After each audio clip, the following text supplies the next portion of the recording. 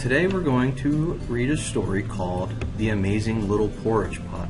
Now you remember in Goldilocks and the Three Bears, we read about porridge in that story too. What did the bears and Goldilocks do with the porridge in Goldilocks and the Three Bears? That's right, they ate the porridge. Alright? Now, before we read this story, we got to talk about some things that good readers do, and I think they're things you already do, but we're going to talk about them anyway. First, good readers like to summarize, all right? And that means that they think about the important parts of the story that they read, and then that allows them to be able to retell the story in their own words. So while we read, I want you to listen for the important parts, and maybe you can go tell somebody the amazing little porridge pot in your own words. But here's what I'm going to do. When I look at this picture, I see a girl and a pot with porridge pouring out of it. As I read, I'm going to listen for information that tells me more about the girl and the pot. This will help me retell the story in my own words. And at the end, I will try and retell the story in my own words. The second thing that good readers do is they like to draw conclusions or decide how a story might end or turn out. Right? Now I know sometimes a pot can bubble over, but I've never seen one boil over this much that it fills up an entire street. Look at that. It goes all the way out here into the street, out here and up into the hills. That's a lot of porridge or bubbling over. So I'll use what I know to decide more about this story, and you can do it too. Alright, so let's go ahead and I'm going to read the story. Here we go.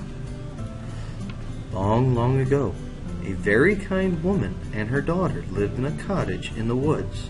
Because they had no well, the woman had to walk over a mile each day to a stream to get water for their morning porridge.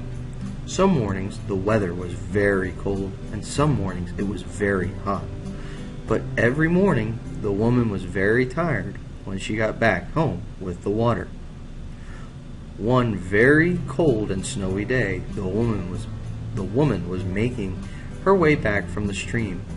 She was surprised to see a tiny little man, dressed in a lightweight coat and shivering in the wind. "Oh dear," the woman said, "you are shivering. Here, take my scarf to keep you warm." And she wrapped her warm scarf around the little man and stayed with him until his teeth stopped chattering. So let's stop here. What do you know about the woman in the story?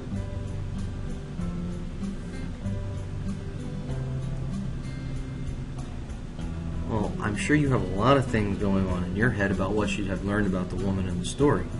But what I've learned about the woman in the story is that she's a very nice woman. I've learned that she wakes up every morning and walks to a stream. So that's a pretty important information. So you might want to remember that, okay? So let's continue. "You are so very kind," said the little man. "I want to give you something in return." And he pulled out a small iron pot from his knapsack, which just is another word for backpack. Now the woman was growing colder, and she was still a long way from home. So she shook her head and said, "Thank you, sir.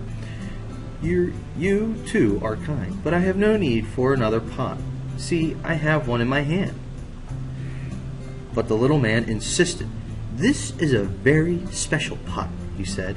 "Take it home, put it on the fire, and say, 'Cook, little pot, cook,' and it will cook the most delicious porridge for you and your daughter.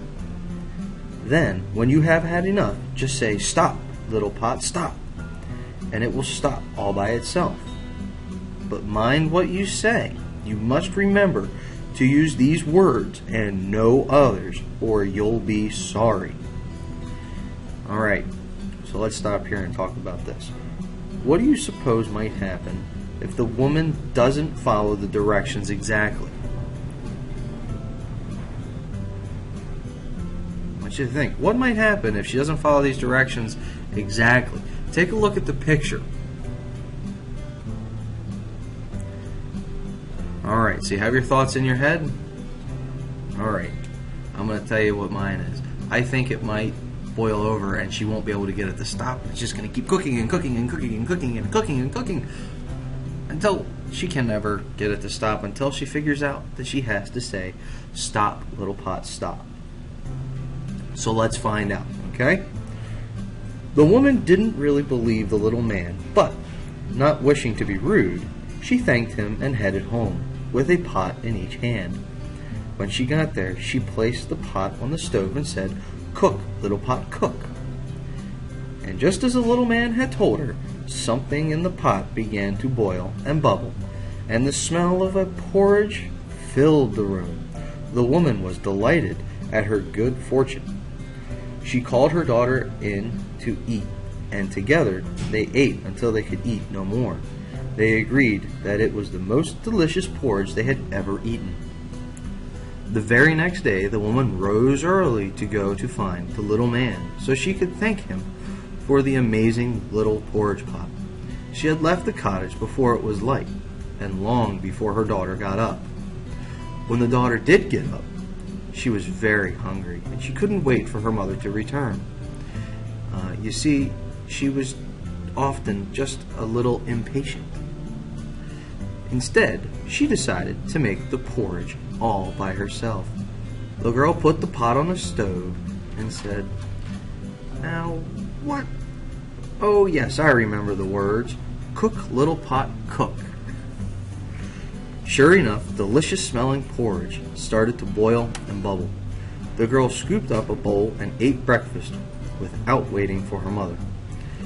Now, let's stop here. Do you think that it was a good idea for the girl to use the pot without her mother?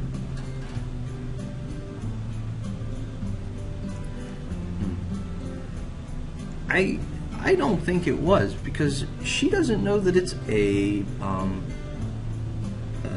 amazing pot, that it can cook and cook and cook.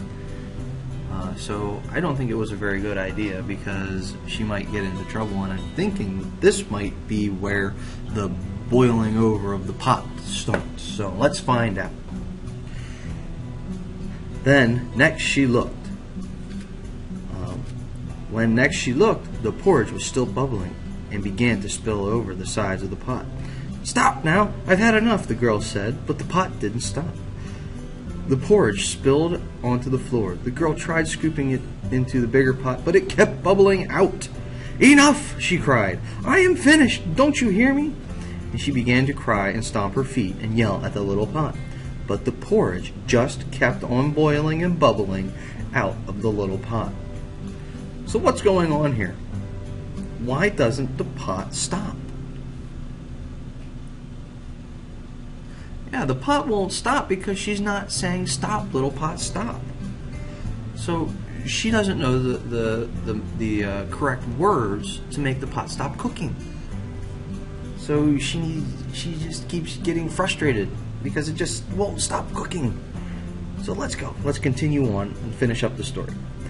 Out the cottage door flew the porridge, down the path and into the street. There was more porridge than anyone had ever seen. When the neighbors saw and smelled it, they grabbed their bowls and pots and scooped up as much as they could, but the porridge just kept flowing. The girl's mother heard all the commotion and noise from where she was in the woods, so she came running home. As soon as she realized what had happened, she shouted, "Stop, little pot, stop," in a very loud voice. And just as the little man said, the pot stopped making porridge. But what a mess there was to clean up, and guess who had to do most of it? Who do you think had to do most of it? Yeah, I think the little girl and her mom had to do most of the cleaning. Well, from that day on, the woman and her daughter, and all the villagers, for that matter, never needed to make porridge again. And it was then that the girl learned an important lesson that made her change her ways. She began to listen carefully, to follow directions exactly, and to wait for her mother before she tried something new. That's a good lesson for all of us, don't you think? I think it is a very good lesson for us. So now, I said I was going to tell you a summary at the end. Do you think you could tell your own summary of the amazing little porridge pot? I think you could too, especially if you listen for the important parts of the story. Alright, so let me tell you my summary of the story.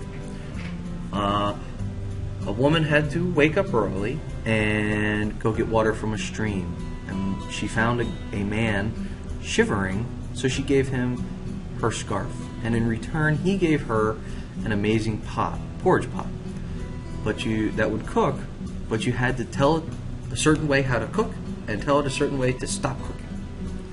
So she took it home and she used it, and it worked very well. So the next day, she got up very early to go tell this man thank you. But she hadn't told her daughter that she was leaving. Well, her daughter woke up, very hungry, put the pot down, and said, cook, little pot, cook. And there you have it. The little pot started to cook. But she forgot how to tell it to stop cooking. So the little pot boiled and boiled and boiled and boiled and made porridge for the whole area because it boiled out their door, up the street, and they couldn't get it to stop until the woman heard all the commotion in the village, and she came running back yelling, "Stop, little pot, stop!" And it stopped baking porridge.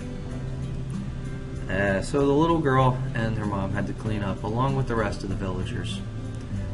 So that was our story. I think that was a pretty good summary. All right, and while we were reading, I tried to get you to draw conclusions or think how the story was going to end. All right, so very good job with that.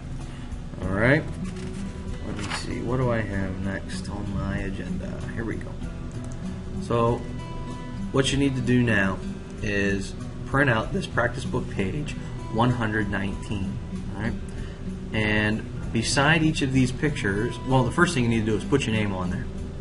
And then, beside each of these pictures here, you're going to have to draw a picture of what the woman might do to solve the problem when she comes into the room. So here, the woman comes into the room and she sees this looks like, a teapot that is boiling over. See here, we have some liquid going over top of the stove and the steam coming out. It looks like it's ready. So what might she do to solve this problem?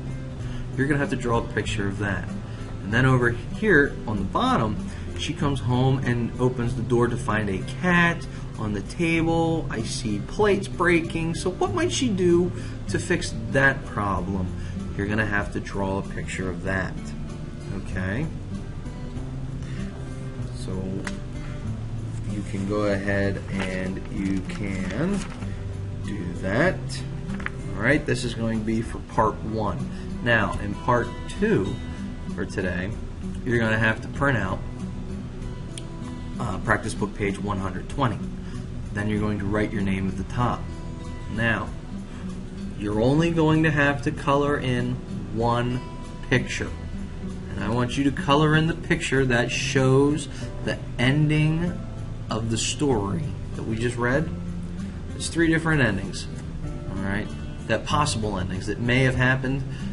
So maybe the people had to use excavating equipment to clean up all the porridge and ship it away. Maybe all the people just continued to eat and eat and eat and eat and eat and eat and eat. Or maybe the woman had to shovel the porridge up, put it in a wheelbarrow, and take it away somewhere. So which ending would you like to see? Color in that ending. I'm going to be looking to make sure you're trying to stay inside the lines on this. Alright? So make sure you're coloring in very little circles. Alright? If you color in very little circles, let me show you what happens if you color in little circles. Alright, I have a little red pen here. And I'm going to color in little circles, and it makes it a lot easier for me to stay inside the lines, doesn't it? Might take a little longer, but you know what? It's going to look a lot better in the end. Okay? So that's for part 2 today. Now, we still have some other things that we need to do. Like, build some sentences using the words like, L-I-K-E spells like, using the words my, M-Y spells my, and we have I, which is spelled I. So let's go ahead, let's build a sentence. First sentence I want to build is, I like my toys, period. Okay, so find the word I and point to it, please. Very good, you found I. I'm going to take this one, I'm just going to boom, bring that right on up there. So I like, find the word like. Point to it. Remember, like is spelled L-I-K-E. Spells like, and I think you found it. Looks like this one. I'm going to take this one, I'm going to pull it on up there. So there I have like. So far our sentence says I like. We need to put my in here next. Can you find the word my? I like my. Point to the word my. Very good. You should be pointing at either this my or this my. And let's go ahead and pull that one up. But boom, we have I like my toys. Find a picture of toys and point to it, please. Very good. Nice find. So I like my toys, and our no sentence is complete until you have used a period. Boom. Let's bring it on up there. That completes our sentence. Let's read it together now. I like my toys. Alright, read it again. I like my toys.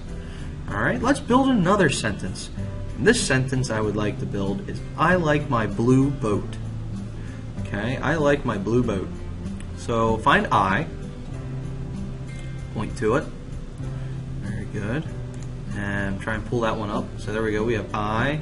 Find the word like. Like. L-I-K-E spells like. Find that word like, please. Very good find. There it is. So we have I like my. Find the word my. Nice find. Very good find. So I like my blue. Find the picture of a blue crayon so we know it's blue. So we have I like my, the crayon's right here, blue. So I like my blue boat. Find a picture of a boat. Very good. Boat picture's right there. So I like my blue boat. And no sentence is complete without a period. Very good. So let's read this sentence together. I like my blue boat. Well done. Let's read it again. Let's read all of our sentences. Ready? So start up here. I like my toys. Ready? I like my blue boat. Good. Nice job. All right. So that is it for today. Great job. Make sure you're doing your best work, okay, guys?